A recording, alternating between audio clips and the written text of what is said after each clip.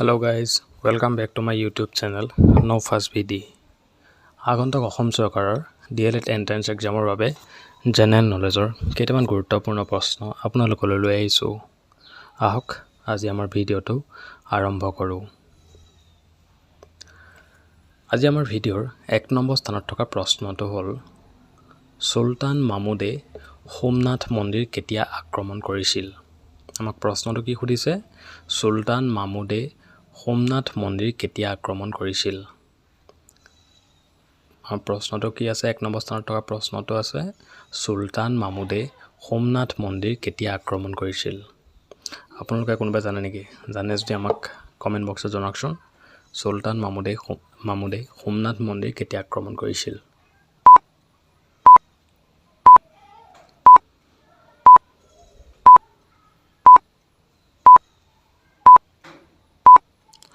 ইয়াৰ উত্তৰটো কি হ'ব? ইয়াৰ উত্তৰটো হ'ব 1025 চনত। কিমান চনত? 1025 চনত। সকলোৱে বুজি পালেনে? সুলতান মামুদে সোমনাথ মন্দিৰ কেতিয়া আক্ৰমণ কৰিছিল? 1025 চনত। সকলোৱে বুজি পালেনে? আহক আজি আমাৰ ভিডিঅ'ৰ 2 নম্বৰ স্থানত থকা প্ৰশ্নটো চাওঁ। আজি ভিডিঅ'ৰ 2 নম্বৰ স্থানত থকা প্ৰশ্নটো হ'ল দাস বংশৰ প্ৰতিষ্ঠাপক কোন? আমাক প্ৰশ্নটো কি সুধিছে? দাস বংশৰ প্ৰতিষ্ঠাপক কোন? আপোনালোকে কোনোবাই জানে নেকি? জানে যদি আমাক জনাওকচোন। দাস বংশৰ প্ৰতিষ্ঠাপক কোন?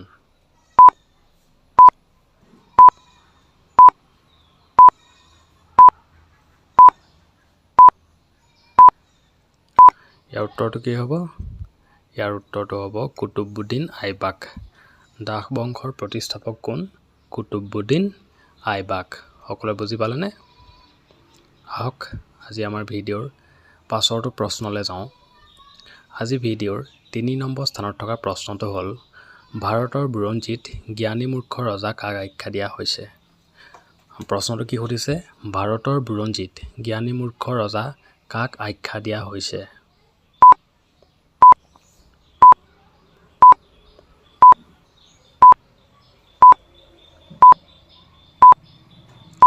ইয়াৰ উত্তৰটো কি হ'ব? ইয়াৰ উত্তৰটো হ'ব মহম্মদ বিন তুগলক। কাক? মহম্মদ বিন তুগলক। ভাৰতৰ বুৰঞ্জীত জ্ঞানী মূৰ্খ ৰজা কাক আখ্যা দিয়া হৈছে? মহম্মদ বিন তুগলক। সকলোৱে বুজি পালেনে? ভাৰতৰ বুৰঞ্জীত জ্ঞানী মূৰ্খ ৰজা আখ্যা দিয়া হৈছে কাক? মহম্মদ বিন তুগলক। সকলোৱে বুজি পালে? আহক আজি আমাৰ ভিডিঅ'ৰ পাছৰটো প্ৰশ্নলৈ যাওঁ। আজি ভিডিঅ'ৰ 4 নম্বৰ স্থানত থকা প্ৰশ্নটো হ'ল মহম্মদ বিন তুগলকে ৰাজধানী দিল্লীৰ পৰা কলৈ স্থানান্তৰিত কৰিব বিচাৰিছিল? প্ৰশ্নটো কি সুধিছে? মহম্মদ বিন তুগলকে ৰাজধানী দিল্লীৰ পৰা কলৈ স্থানান্তৰিত কৰিব বিচাৰিছিল?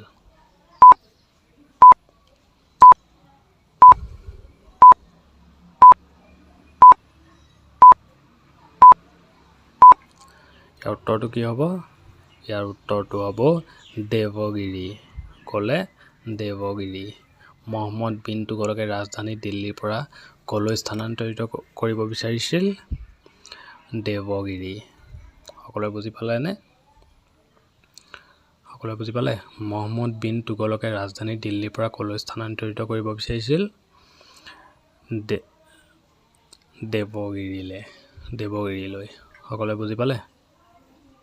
আহক আজি আমাৰ ভিডিঅ'ৰ পাছৰটো প্ৰশ্নলৈ যাওঁ। আজি ভিডিঅ'ৰ 5 নম্বৰ স্থানত থকা প্ৰশ্নটো হ'ল লোদী বংশৰ প্ৰতিষ্ঠাপক কোন? প্ৰশ্নটো কি সুধিছে? লোদী বংশৰ প্ৰতিষ্ঠাপক কোন? আপোনালোকে কোনোবাই জানে নেকি? জানে যদি আমাক কমেণ্ট বক্সত জনাওকচোন। লোদী বংশৰ প্ৰতিষ্ঠাপক কোন? লোদী বংশৰ প্ৰতিষ্ঠাপক কোন?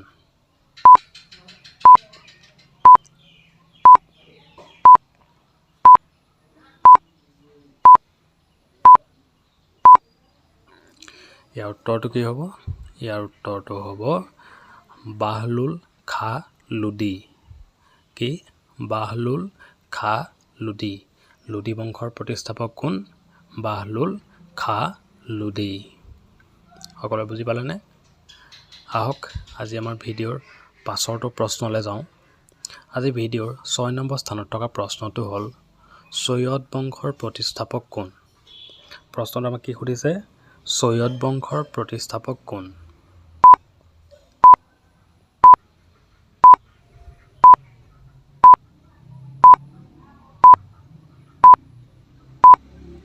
ইয়াৰ উত্তৰটো কি হ'ব ইয়াৰ উত্তৰটো হ'ব খিজিৰ খান কোন খিজিৰ খান সৈয়দ বংশৰ প্ৰতিষ্ঠাপক কোন খিজিৰ খান সকলোৱে বুজি পালে সৈয়দ বংশৰ প্ৰতিষ্ঠাপক কোন খিজিৰ খান মনত ৰাখিব আপোনালোকে আমাৰ প্ৰশ্নবিলাক আপোনালোকে বহীত নোট কৰি যাব তেতিয়া আপোনালোকৰ সুবিধা হ'ব সৈয়দ বংশৰ প্ৰতিষ্ঠাপক কোন সৈয়দ বংশৰ প্ৰতিষ্ঠাপক হ'ল খিজিৰ খান সকলোৱে বুজি পালে আহক আজি আমাৰ ভিডিঅ'ৰ পাছৰটো প্ৰশ্নলৈ যাওঁ আজি ভিডিঅ'ৰ 7 নম্বৰ স্থানত থকা প্ৰশ্নটো হ'ল হুমায়ুনক কোনখন যুদ্ধত পৰাস্ত কৰি শ্বেৰশ্বাহে দিল্লীৰ সিংহাসন দখল কৰিছিল আমাক প্ৰশ্নটো কি সুধিছে হুমায়ুনক কোনখন যুদ্ধত পৰাস্ত কৰি শ্বেৰশ্বাহে দিল্লীৰ সিংহাসন দখল কৰিছিল আপোনালোক কোনোবাই জানে নেকি জানে যদি আমাক জনাওকচোন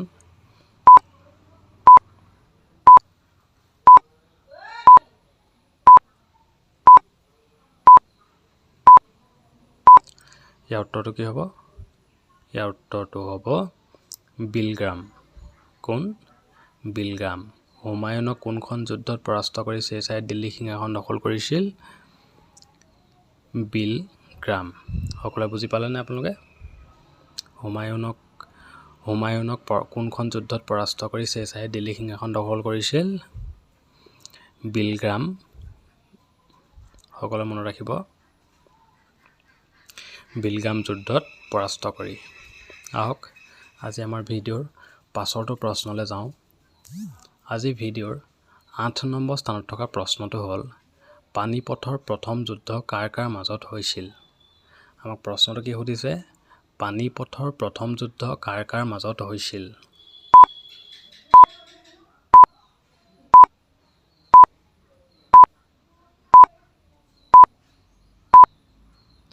ইয়াৰ উত্তৰটো কি হ'ব ইয়াৰ উত্তৰটো হ'ব ইব্ৰাহিম লোডি আৰু বাবৰৰ মাজত পানীপথৰ প্ৰথম যুদ্ধ কাৰ কাৰ মাজত হৈছিল ইব্ৰাহিম লোডি আৰু বাবৰৰ মাজত সকলোৱে বুজি পালেনে পানীপথৰ প্ৰথম যুদ্ধ কাৰ কাৰ মাজত হৈছিল ইব্ৰাহিম লোডি আৰু বাবৰৰ মাজত আহক আজি আমাৰ ভিডিঅ'ৰ পাছৰটো প্ৰশ্নলৈ যাওঁ আজি ভিডিঅ'ৰ 9 নম্বৰ স্থানত থকা প্ৰশ্নটো হ'ল 9 নম্বৰ স্থানত থকা প্ৰশ্নটো হ'ল পানীপথৰ দ্বিতীয় যুদ্ধ কাৰ কাৰ মাজত হৈছিল আমাক প্ৰশ্নটো কি সুধিছে পানীপথৰ দ্বিতীয় যুদ্ধ কাৰ কাৰ মাজত হৈছিল প্ৰশ্নটো কি সুধিছে আপোনালোকে মন কৰক ভালদৰে পানীপথৰ দ্বিতীয় যুদ্ধ কাৰ কাৰ মাজত হৈছিল আপোনালোক কোনোবাই জানে নেকি জানে যদি আমাক কমেণ্ট বক্সত জনাওকচোন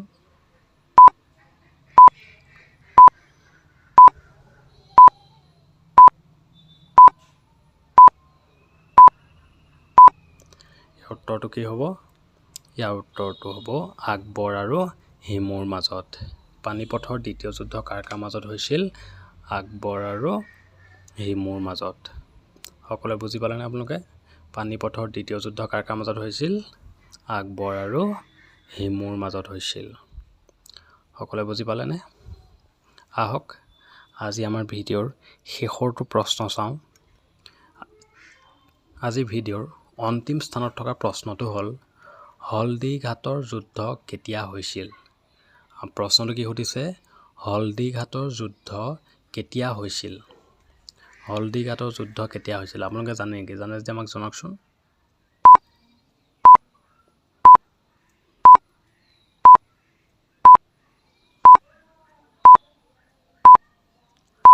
ইয়াৰ উত্তৰটো কি হ'ব ইয়াৰ উত্তৰটো হ'ব 1576 চনত কিমান চনত 1576 চনত হলদিঘাটৰ যুদ্ধ কেতিয়া হৈছিল 1576 চনত সকলোৱে বুজি পালে হলদিঘাটৰ যুদ্ধ কেতিয়া হৈছিল? হলদিঘাটৰ যুদ্ধ হৈছিল 1576 চনত।